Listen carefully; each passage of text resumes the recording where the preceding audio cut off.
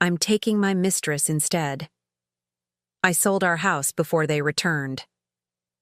In the morning, my husband texted me, "Don't go to the airport. I'm taking my secretary to the Maldives instead. She deserves this vacation more than you." The next day, I called a realtor, sold our penthouse for cash, and left the country. When they came back bronzed and happy, the house. "I'm glad to have you here. Follow my story until the end and comment the city you're watching from, so I can see how far my story has reached." I was folding Richard's shirts when my phone buzzed on the mahogany dresser. The morning light filtered through our cream silk curtains, casting that golden glow across our master bedroom that I'd always loved. 25 years of marriage, and I still took pride in keeping everything perfect for him. The shirts were crisp white cotton, still warm from the iron, and I was arranging them in his suitcase with the same care I'd shown for every business trip, every vacation, every detail of our life together. We were supposed to leave for the Maldives in 3 hours. Our second honeymoon, Richard had called it. After months of him working late, coming home exhausted and distant, I thought this trip might restore something between us. I'd spent weeks planning every detail, researching the resort, packing his favorite cologne, even buying new lingerie that made me feel foolish at 55, but hopeful nonetheless. The phone buzzed again. Richard's name appeared on the screen, and my heart did that little skip it still did after all these years. Even now, even when things felt strained between us, I loved him. I swiped to open the message, expecting maybe a reminder about our departure time or a sweet note about our upcoming getaway. Instead, I read words that shattered my world in an instant. "Don't go to the airport. I'm taking Jessica to the Maldives instead. She deserves this vacation more than you." I read it once, twice, 3 times. The words didn't change.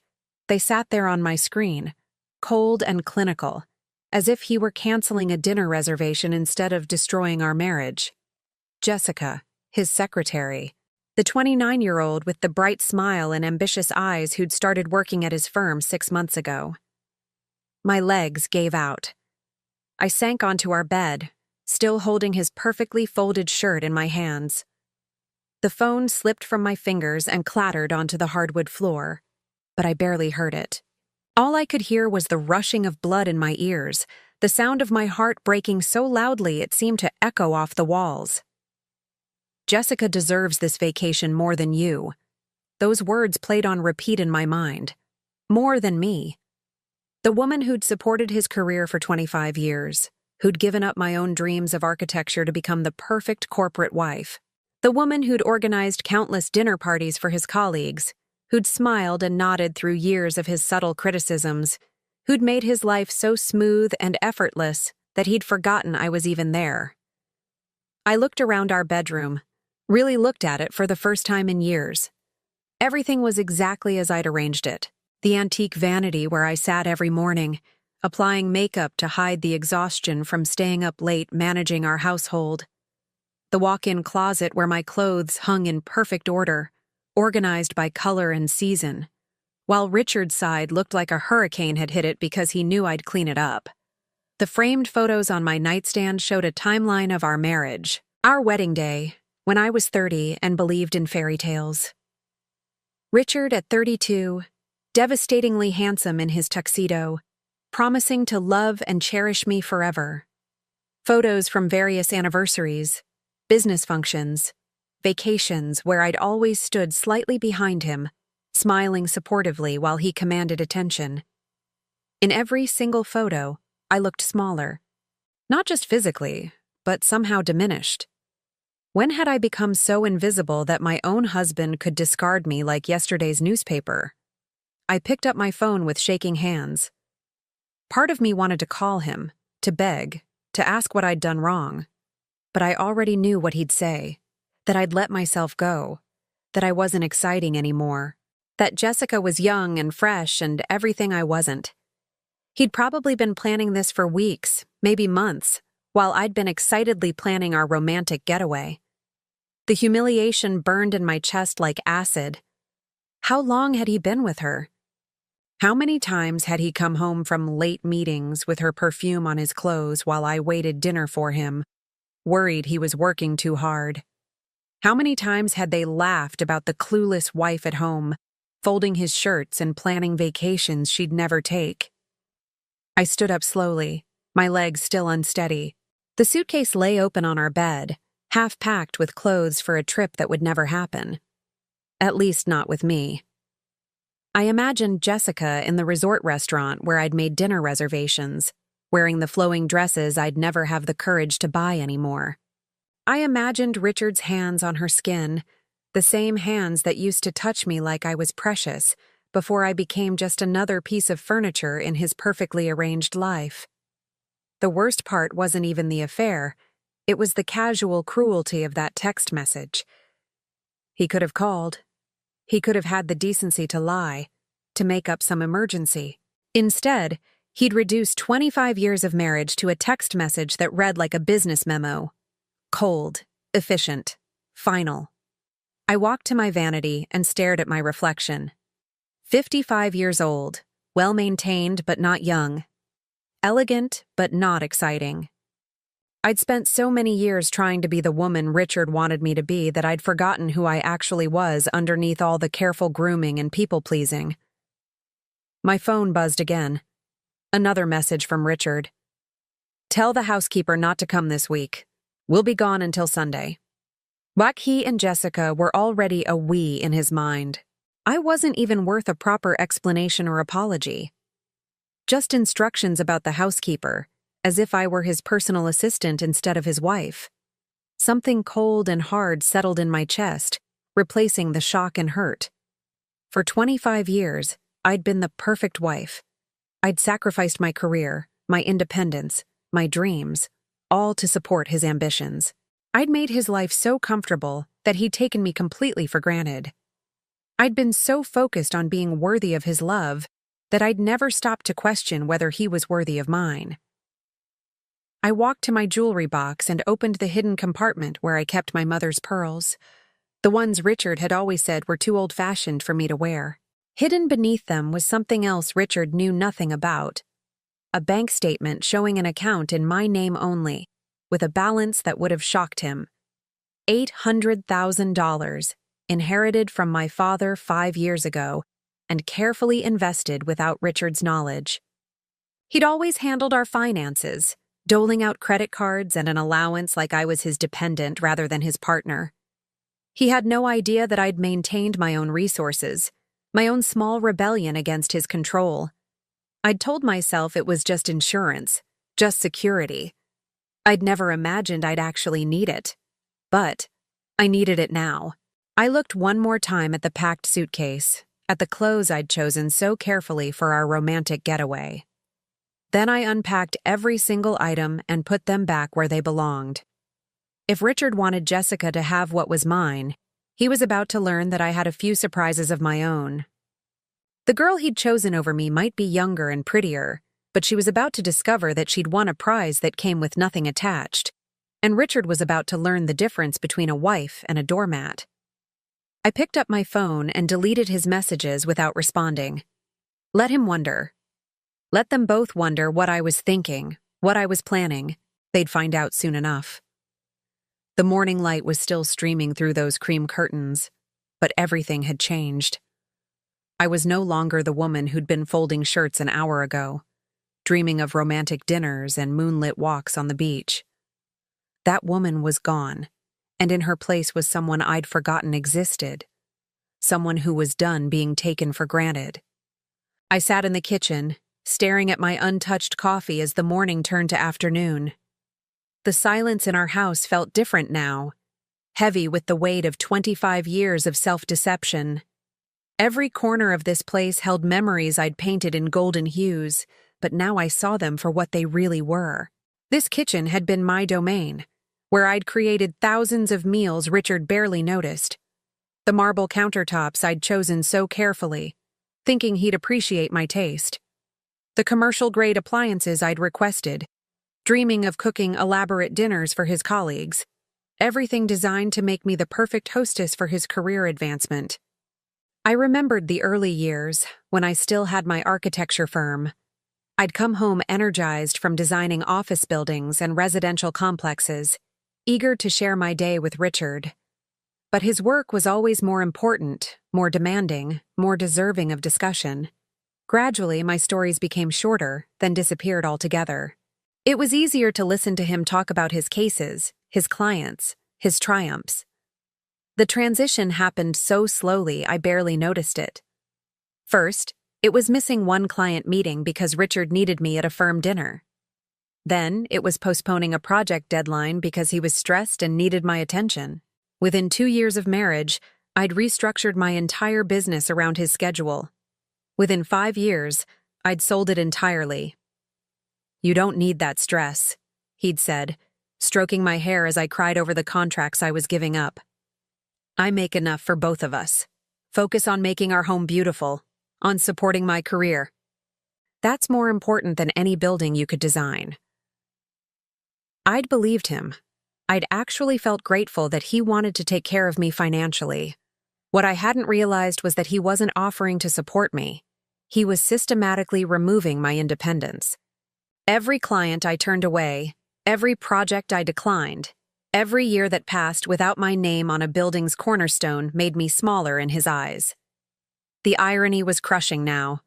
While I was giving up my career to support his, Richard was building his reputation on the foundation of my stability. He could work late, travel at a moment's notice, take on high-profile cases because he knew I'd handle everything else. The house, the social calendar, the 1,000 details that made his life seamless. I walked to his home office, a room I rarely entered without invitation. The leather chairs smelled like his expensive cologne and the whiskey he drank when reviewing cases. His desk was covered with legal briefs and contracts, but what caught my attention was his computer screen, still open to his email. I shouldn't have looked, but I did. The emails between Richard and Jessica went back months. Not just work correspondence, but increasingly personal messages that made my stomach turn. It started professionally enough, but gradually became flirtatious, then intimate. Reading their exchanges was like watching my marriage die in real time. "Working late again tonight. Margaret won't even notice. She's usually asleep by 10 anyway. Can't wait to take you somewhere beautiful. You deserve to see the world, not just this boring office. She's not like you, Jess. She's become so. Predictable, domestic. You make me feel alive again." Each message was a knife twist, but the pattern that emerged was even more devastating than the affair itself. Richard had been systematically devaluing me in his own mind, creating a narrative where I was the problem. I wasn't exciting enough, passionate enough, young enough. I'd become a burden he was graciously bearing instead of the partner who'd made his success possible. I scrolled further back, to emails from years ago. Other women's names appeared. Not Jessica, but Sarah, a paralegal. Before her, Amanda from accounting. The details were different, but the pattern was identical. Richard discarding each woman when the novelty wore off, when they started wanting more than secret meetings and hidden affection. My hands were shaking as I closed the laptop. This wasn't just about Jessica. This was about who Richard really was, who he'd always been. I'd spent 25 years believing I'd somehow failed him, that I needed to be more interesting, more attractive, more worthy of his love. But the truth was simpler and more devastating. Richard was incapable of loving anyone more than he loved the excitement of conquest. I walked upstairs to our bedroom and opened my jewelry box again. Beneath my mother's pearls was the bank statement, but under that was something else I'd hidden for years. A letter from my father, written just before he died. I'd read it once and never again, because his words had been too painful to face. "My darling Margaret," it began in his careful handwriting, "I worry about you in that marriage. Richard is charming, but charm isn't love. Love doesn't require you to become smaller to make someone else feel bigger. Your mother and I raised you to build things, to create, to take up space in the world. Don't let anyone convince you that you're meant to be invisible." He'd seen what I'd refused to acknowledge. My father, who'd built his construction business from nothing, who'd recognized ambition and drive, had spotted Richard's fundamental selfishness immediately. But I'd been so infatuated with Richard's sophistication, his confidence, his promises of the life we'd build together, that I'd dismissed my father's concerns as old-fashioned protectiveness. My father had left me that money not as an inheritance, but as an escape route. His accompanying note was brief but clear. For when you remember who you really are. Now, sitting in the bedroom where Richard had made me feel like a guest in my own life, I finally understood what my father had seen. Richard hadn't married me because he loved me. He'd married me because I was useful.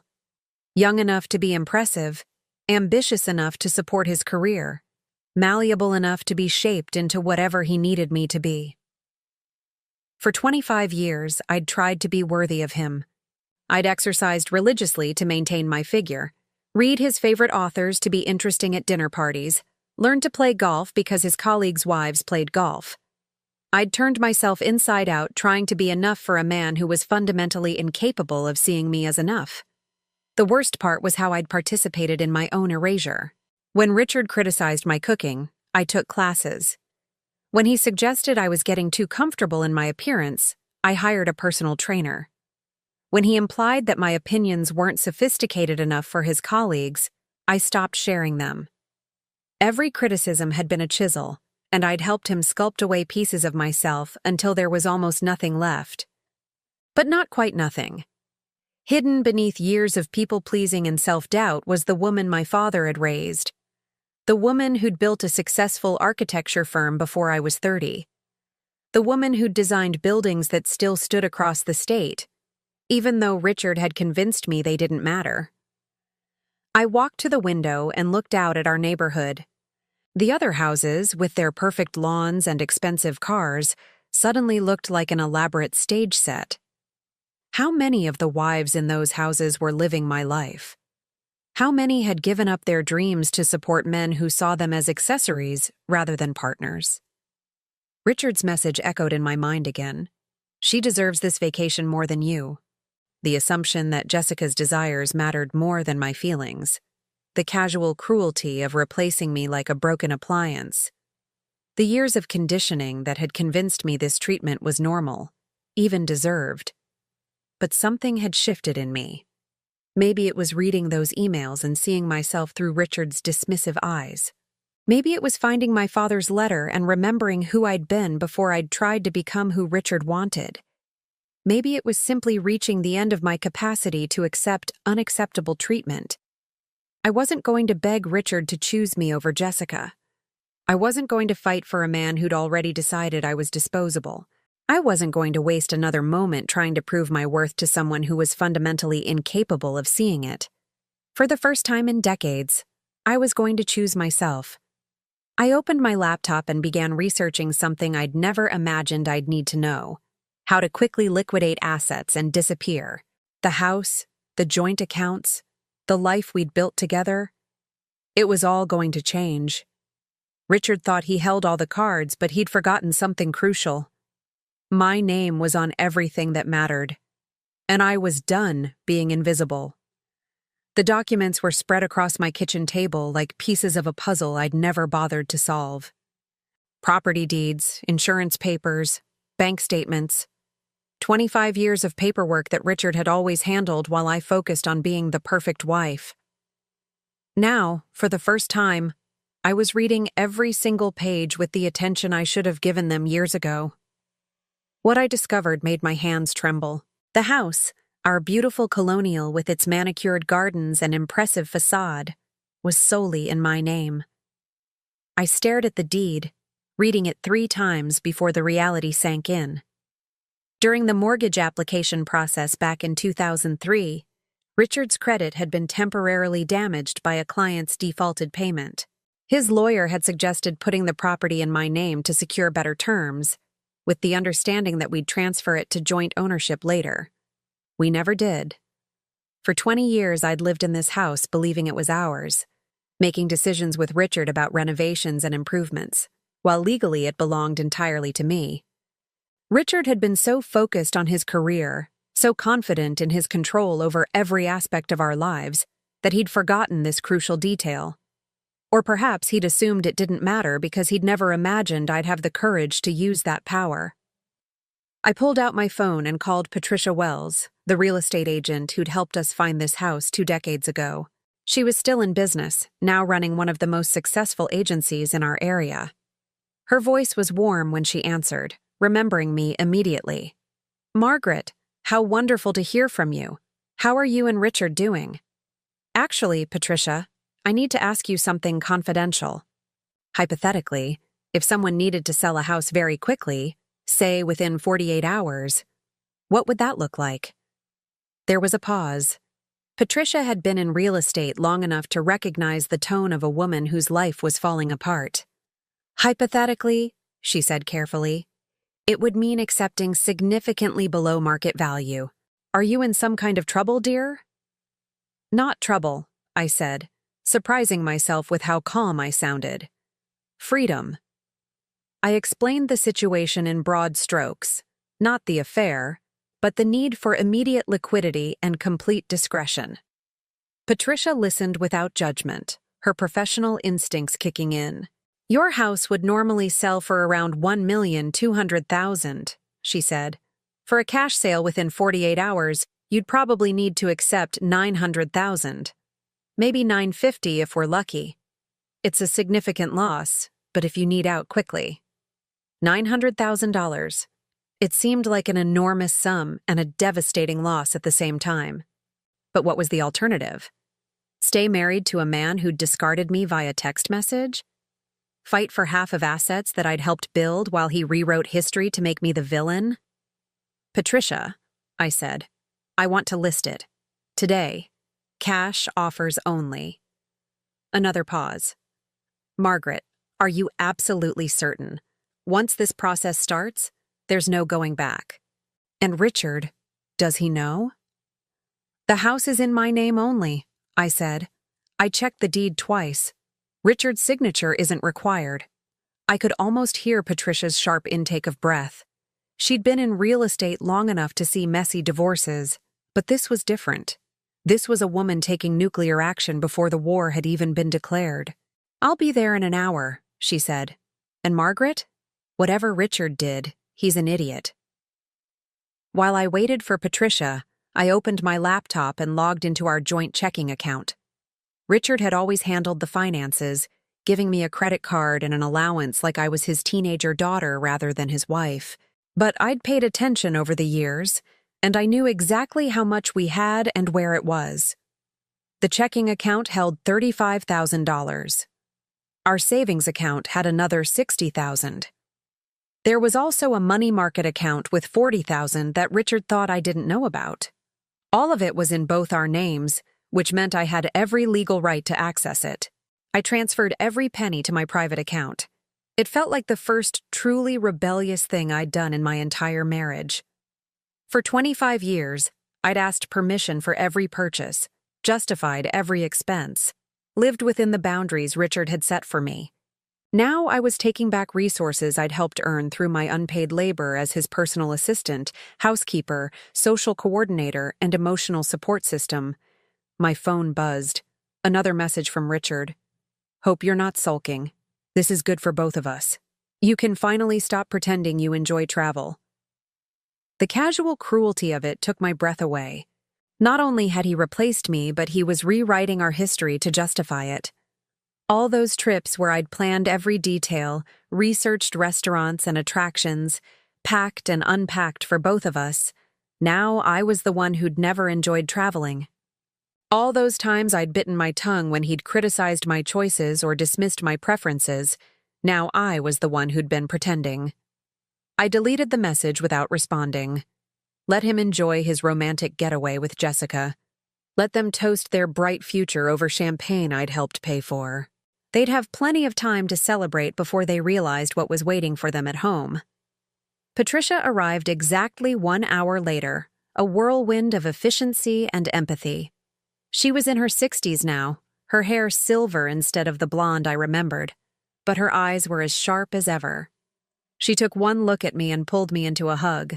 "Whatever's happening, "You're doing the right thing," she said firmly. "I can see it in your face. You look terrified and determined, which is exactly how a woman should look when she's saving herself." We walked through the house together, Patricia taking photos and making notes while I pointed out the improvements Richard and I had made over the years. The kitchen renovation that had cost $40,000, the master bathroom with its marble shower and soaking tub, the finished basement that Richard used as his man cave, complete with a bar and home theater system. "This is a beautiful home," Patricia said as we finished the tour. "Any couple would be lucky to live here. It's going to break my heart to see it sell for less than it's worth." "It's just a house," I said, and meant it. "I'd rather be free than rich." She squeezed my hand. "I know several investors who buy properties like this for renovation and resale. They pay cash and move fast. Let me make some calls." Within 3 hours, Patricia had 2 serious offers. The first was for $875,000, available for closing within 5 days. The second was for $900,000, with closing scheduled for the next afternoon. I chose the second option without hesitation. "Are you sure you don't want to wait and see if we can get a better offer?" Patricia asked. "I know this feels urgent, but even another day might—" "No," I interrupted. "Tomorrow afternoon. I want this done before they come back from their trip." That evening, I began the process of erasing myself from the life I'd built with Richard. I called our housekeeper, Maria, and told her to take the week off with pay. I couldn't bear the thought of her arriving to find the house empty and wondering what had happened to the family she'd served for 8 years. I went through our photo albums, taking only the pictures of myself before marriage and a few family photos with relatives who were mine, not Richard's. Everything else, our wedding pictures, vacation photos, images of dinner parties and corporate events, I left exactly where they were. Those weren't memories of my life. They were documentation of my performance as Richard's wife.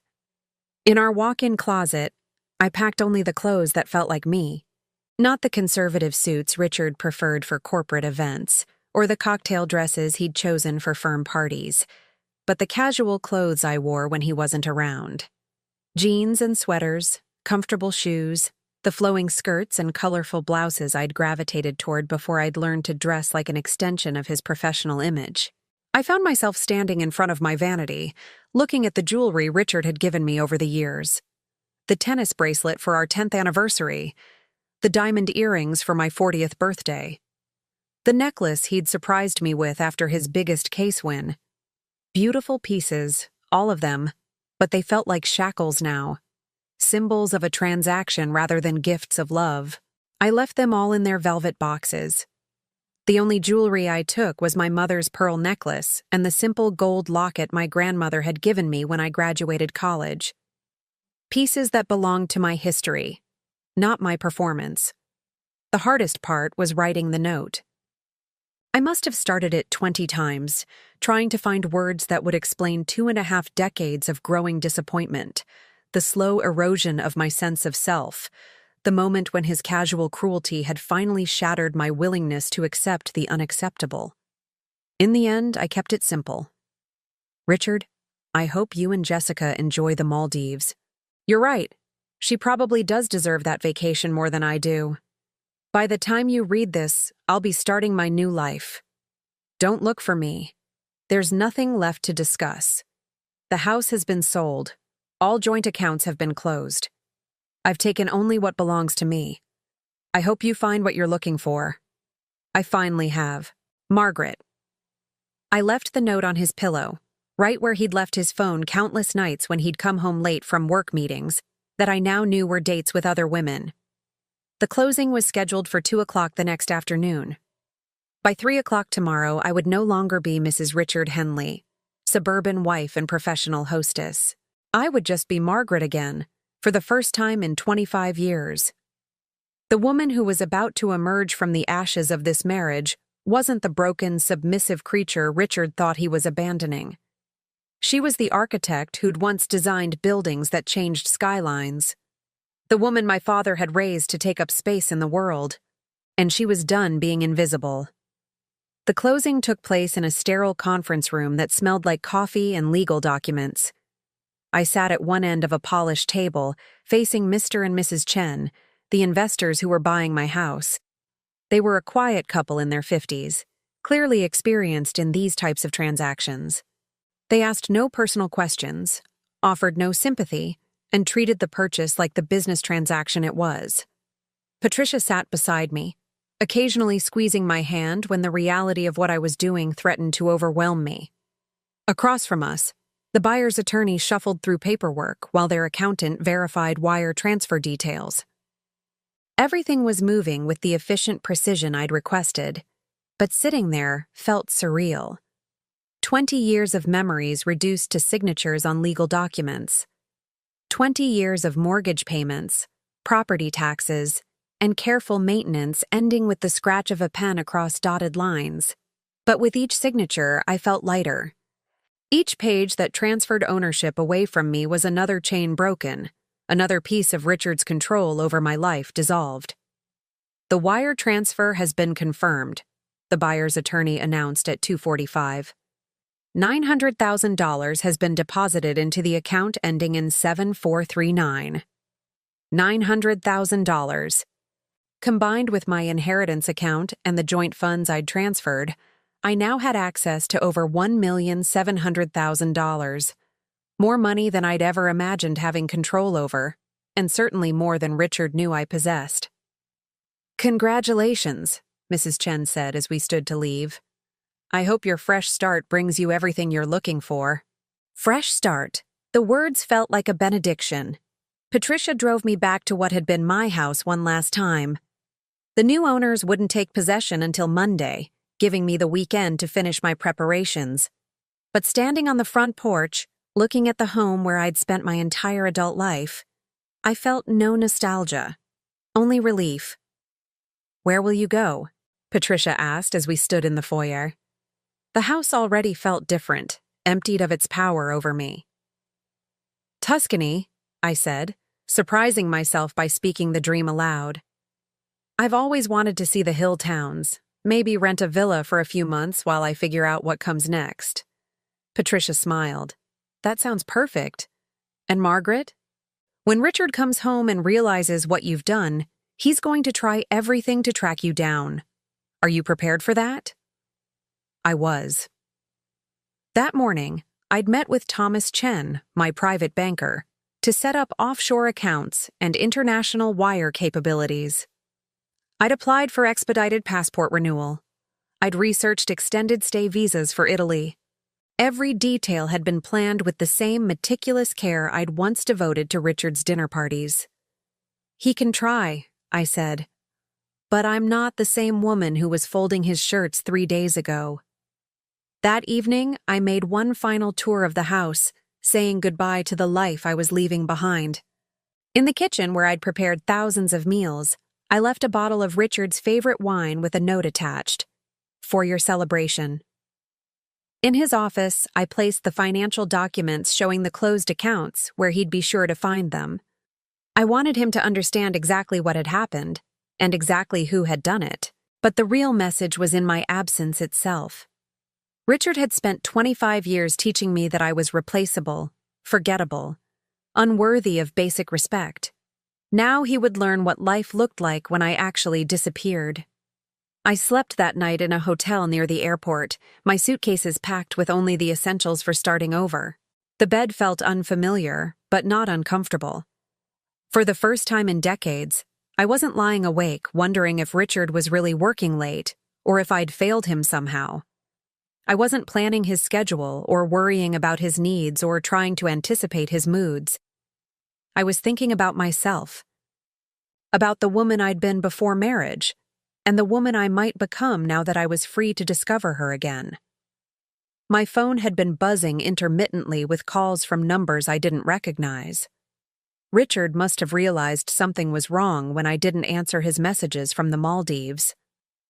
But I'd already changed my number and forwarded my mail to a service that would hold everything until I decided what I wanted to keep from my old life.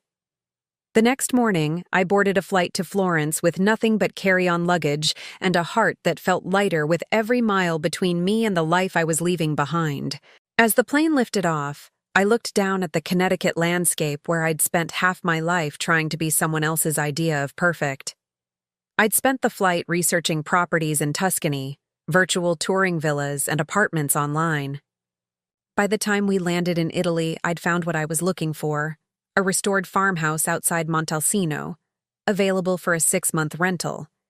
It had stone walls, a terrace overlooking rolling vineyards, and most importantly, no history of disappointment or compromise. The property manager, a warm woman named Francesca, met me at the villa with keys and a bottle of local wine. The house was even more beautiful than the photos suggested. Afternoon light streamed through tall windows onto terracotta floors. The kitchen was rustic but well-equipped, designed for someone who cooked for pleasure rather than obligation. The master bedroom had French doors that opened onto a private terrace where I could see nothing but olive groves and sky. "Is beautiful, yes?" Francesca asked as we completed the tour. "You will be happy here, I think. The house, she welcomes women who are finding themselves. Finding themselves. As if this process was common enough that the house had developed a specialty. I wondered how many other women had stood on this terrace, looking out at the Tuscan countryside while rebuilding their lives from scratch. That first evening in my new temporary home, I opened the wine Francesca had left and walked out onto the terrace as the sun set behind the hills. The silence was profound, not the tense quiet of a house where conversation had died, but the peaceful stillness of a place where I could finally hear my own thoughts. My phone showed several missed calls from Connecticut numbers, probably lawyers or friends who'd heard about the house sale. But I wasn't ready to explain or justify my choices to anyone yet. This time was mine. This space was mine. This silence was mine. I thought about Richard and Jessica, probably still lounging on their resort beach, maybe discussing their future together. Richard had likely painted me as a bitter, abandoned wife who'd finally shown her true colors. Jessica probably felt victorious, having won the prize she'd worked so hard to steal. Let them have each other. Richard would discover soon enough that a woman who'd pursue a married man was exactly the type who'd leave when the money disappeared.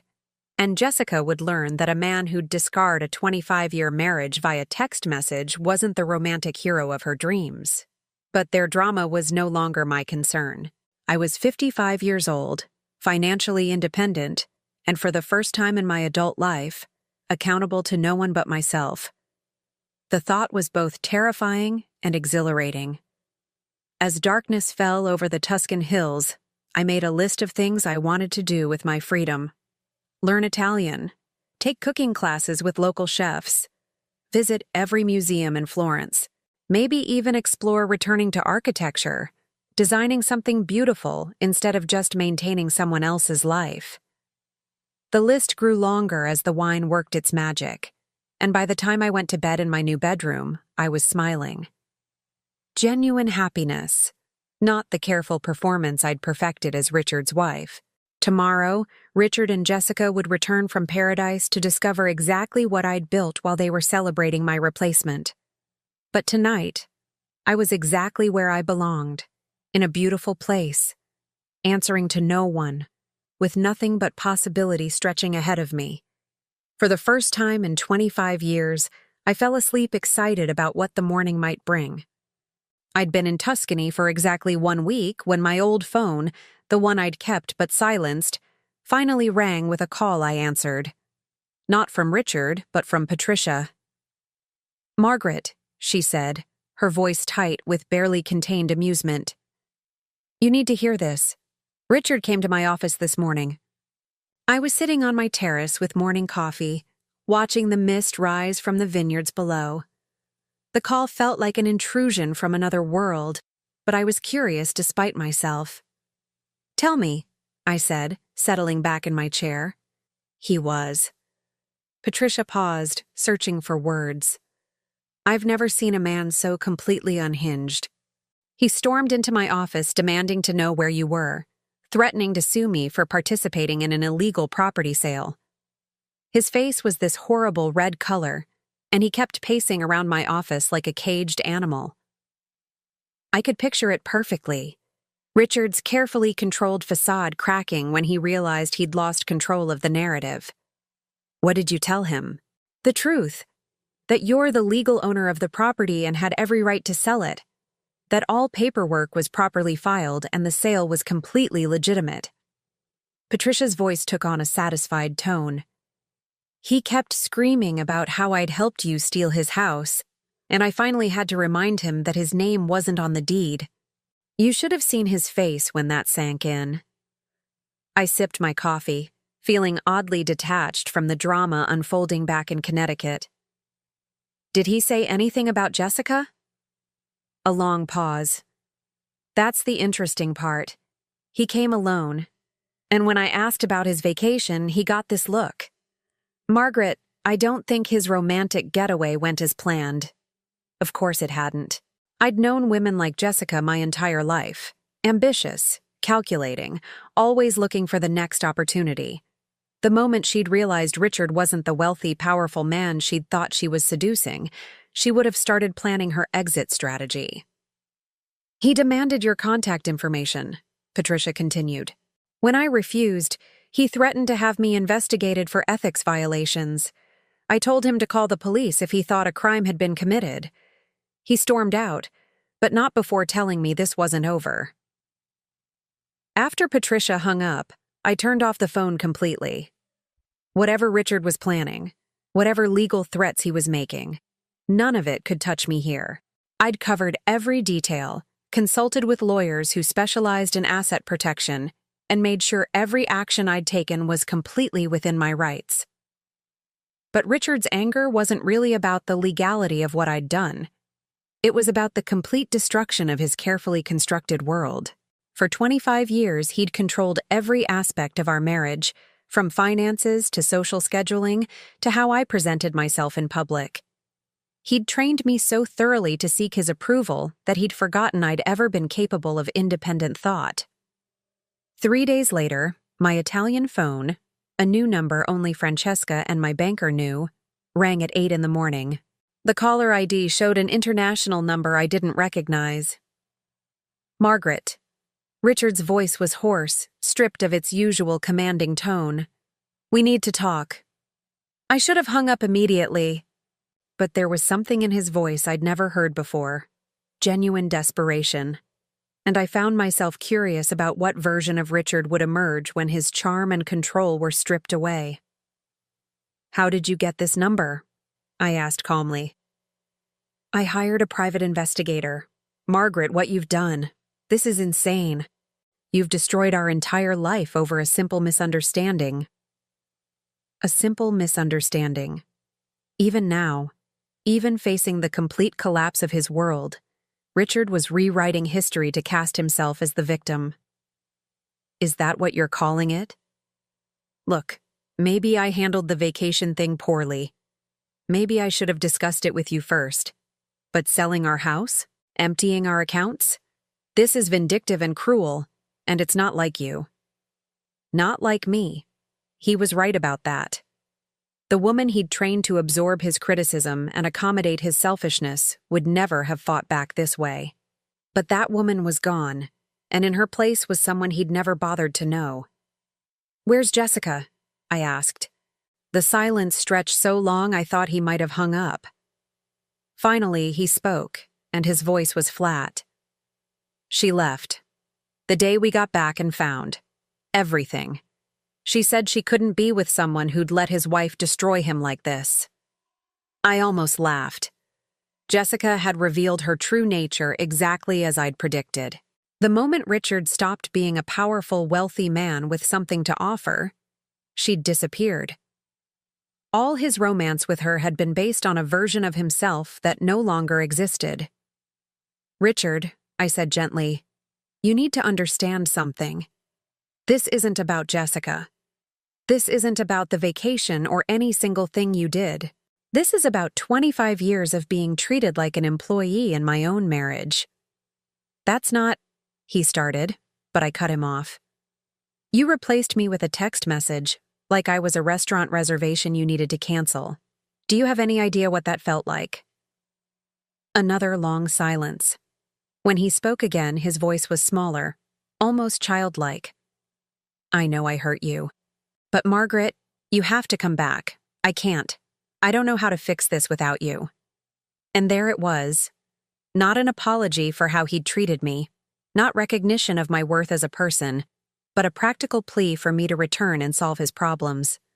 Even in his desperation, Richard couldn't see me as anything more than a resource to be managed. "I'm not coming back," I said firmly, "and I'm not going to help you clean up the mess you made." "But what am I supposed to do?" The question came out as almost a wail.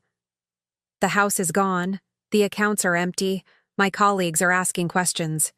Everyone knows something happened, and I look like a fool who couldn't control his own wife." Control his own wife. Even now, that's how he saw our marriage.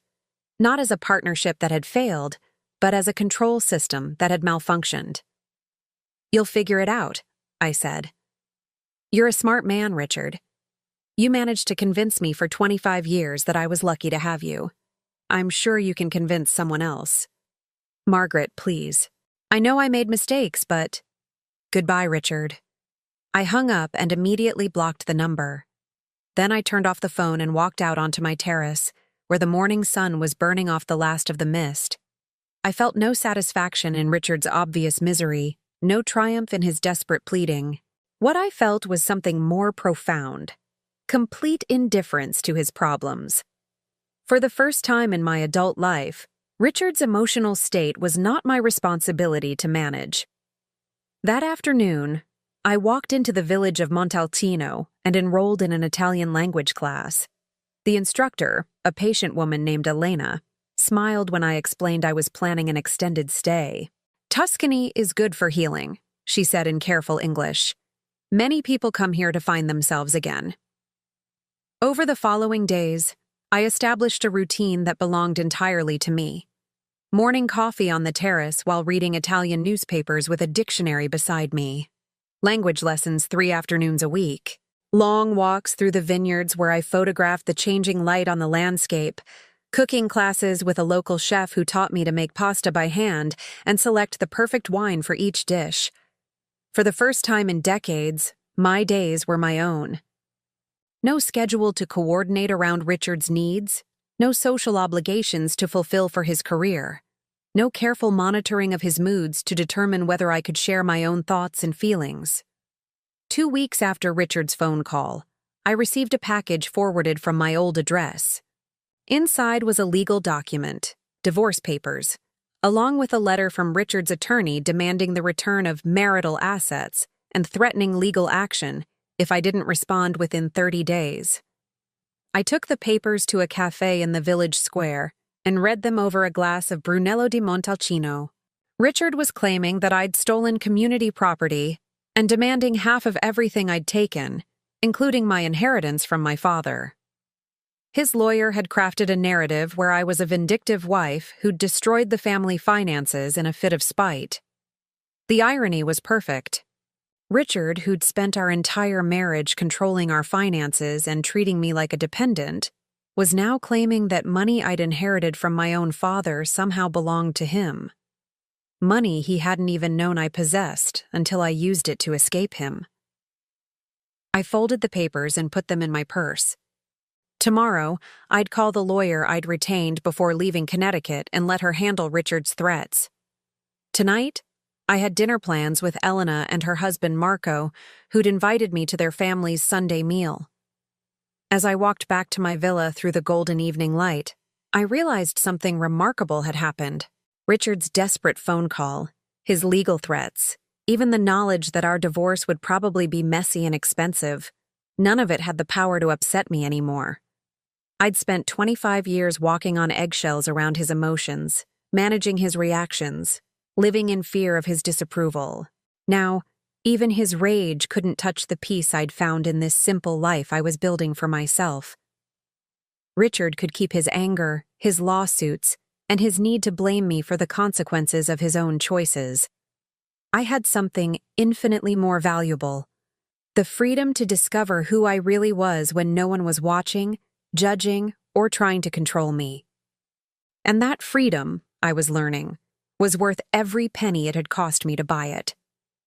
8 months later, I barely recognized the woman I'd been when I'd first stepped off that plane in Florence. The Margaret who'd folded shirts with trembling hands while reading her husband's cruel text message felt like a character from someone else's story. I was standing in my kitchen, my permanent kitchen now, having purchased a small villa in Montalcino after falling in love with the peaceful rhythm of village life, when my Italian phone rang. The caller ID showed my American lawyer's office number. "Margaret," Sarah's voice was crisp and satisfied. "I have news about the divorce settlement. Are you sitting down?" I leaned against the stone counter I'd chosen myself, in the home I'd bought with my own money, surrounded by pottery I'd learned to make in the local artisan workshops. "I'm ready." Richard's attorney called this morning. They're withdrawing all financial claims and accepting the terms we proposed. No alimony, no asset division, clean break. He'll pay his own legal fees. I smiled, remembering the elaborate financial demands Richard had made initially. He'd wanted half of everything, including my inheritance, claiming I'd stolen marital assets. His lawyer had painted a picture of a vindictive wife who destroyed the family finances in a fit of jealousy. "What changed his mind?" I asked. Sarah laughed. "Your private investigator's report arrived yesterday. Apparently, Richard's been quite busy since you left. 3 different women in 8 months, including his current girlfriend who's been posting photos of herself in your old jewelry on social media. His law firm is also investigating some irregularities in his client trust account that date back several years." The jewelry stung a little. I'd left those pieces behind because they felt like symbols of transaction rather than love. But seeing them on another woman would still hurt. But the trust account issues didn't surprise me at all. Richard had always been careless about boundaries when they inconvenient him. "The best part," Sarah continued, "is that Jessica, remember the secretary? She's threatening to sue him for sexual harassment.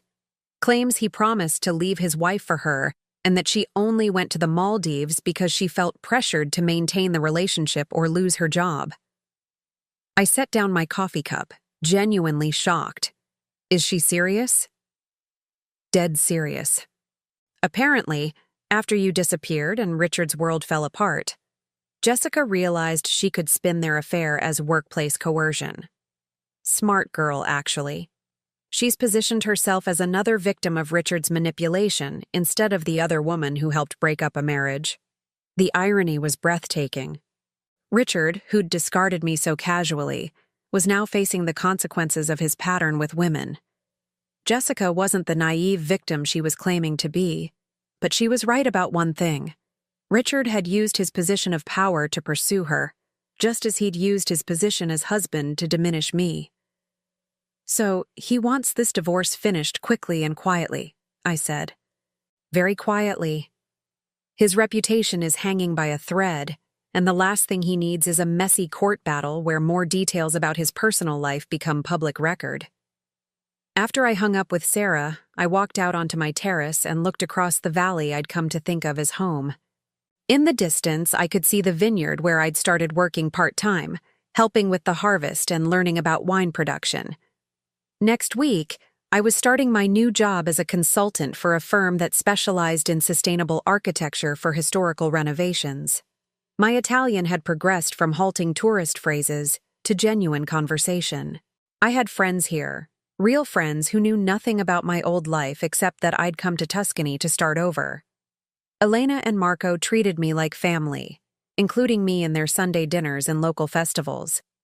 Francesca, my former rental agent, had become a close friend who'd helped me navigate buying property and establishing residency. Most importantly, I'd rediscovered the woman I'd been before marriage, the architect who could look at a crumbling farmhouse and see its potential, the woman who could spend hours sketching design ideas or lose herself in the physical work of renovating her own home, the person who could sit in comfortable silence without feeling like she needed to entertain or accommodate anyone else. My phone rang again. This time, it was an international number I didn't recognize, but something made me answer. Margaret? The voice was tentative, uncertain. Richard's voice, but stripped of all its old authority. Richard. I kept my voice neutral. Congratulations on the new girlfriend. I heard she's posting photos in my old jewelry. A long pause. Margaret, I called to apologize. Really apologize. Not because my lawyer told me to or because I want something. Because I finally understand what I did to you. I sat down in the chair where I spent my mornings reading, looking out over the olive groves that had become as familiar as my own heartbeat. What brought this on? Therapy, he said, and his voice was different somehow. Smaller, but also more real than I'd heard it in years. Court-mandated, actually. Part of the settlement with Jessica. But the therapist. She made me look at patterns in my behavior that I'd never wanted to see. I waited, curious despite myself. I treated you like an employee, he said slowly, as if the words were difficult. For 25 years, I treated the woman I married like she was staff. I criticized you, controlled you, dismissed your thoughts and feelings. I made you smaller so I could feel bigger. The admission was so unexpected, so unlike the Richard I'd known, that I felt tears prick my eyes. Not tears of sadness or forgiveness, but tears for the woman I'd been who'd needed to hear those words for so long. And then, he continued, when you finally stopped accepting that treatment, I told myself you were the problem, that you were vindictive and cruel instead of just done. Yes, I said simply. I was done. I know I have no right to ask this, but are you happy? Really happy? I looked around my terrace, at the herbs I was growing in terracotta pots, at the easel where I'd started painting again for the first time since college, at the table where I'd eaten breakfast alone for 8 months without feeling lonely once. I'm more than happy, I told him. I'm free. I'm glad, he said, and he sounded like he meant it. I destroyed the best thing in my life because I was too stupid and selfish to recognize what I had. You weren't stupid, Richard. You were exactly who you chose to be. Another long silence. Finally, he said, Will you ever forgive me? I considered the question seriously. Forgiveness wasn't about Richard deserving it or earning it. It was about me choosing to release the last ties that bound me to our shared past. I forgive you, I said. But I don't want to rebuild any kind of relationship with you. This conversation is closure, not a beginning. I understand. His voice was thick with emotion. Margaret? For what it's worth, leaving you was the biggest mistake of my life. No, I said gently. Leaving me was the best thing you ever did for me. After I hung up, I sat on my terrace as the sun set behind the hills, painting the sky in shades of gold and rose that I'd learned to capture in watercolor. Richard's apology had been genuine, I believed, but it didn't change anything fundamental about my new life.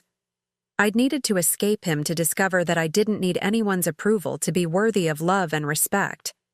I'd needed to lose the life we'd built together to realize that it had never really been my life at all. It had been a performance I'd given for an audience of one who'd never appreciated it anyway. The next morning, I drove to Florence to meet with my new business partner, an Italian architect who specialized in sustainable restoration. We were proposing to transform a 15th-century monastery into a retreat center for artists, preserving the historical integrity while making it fully accessible and environmentally sustainable. As I spread our plans across the conference table, explaining my vision for integrating modern conveniences with medieval stonework, I felt the deep satisfaction of using my talents for something meaningful, not managing someone else's life or smoothing someone else's path, but creating something beautiful that would outlast us all. That evening, I called my lawyer one final time. Sarah, when the divorce papers are finalized, I want you to send me a copy, not for my files, but because I want to frame the signature page. She laughed. That's the first time I've heard that request. It's not about celebrating the end of my marriage, I explained. It's about celebrating the beginning of everything that came after. As I hung up and began preparing dinner in my own kitchen, in my own home, in my own life, I realized that Richard had been wrong about one thing in his text message all those months ago. Jessica hadn't deserved that vacation more than me. I'd deserved this life, this freedom, this peace, this joy in simple daily pleasures that belonged entirely to me. I'd deserved to discover that I was enough, all by myself, without anyone else's validation or approval. And now, finally, beautifully, completely, I had it. Now I'm curious about you who listened to my story. What would you do if you were in my place? Have you ever been through something similar? Comment below, and meanwhile, I'm leaving on the final screen 2 other stories that are channel favorites, and they will definitely surprise you. Thank you for watching until here, for watching until here, for watching until here, for watching until here, for watching until here.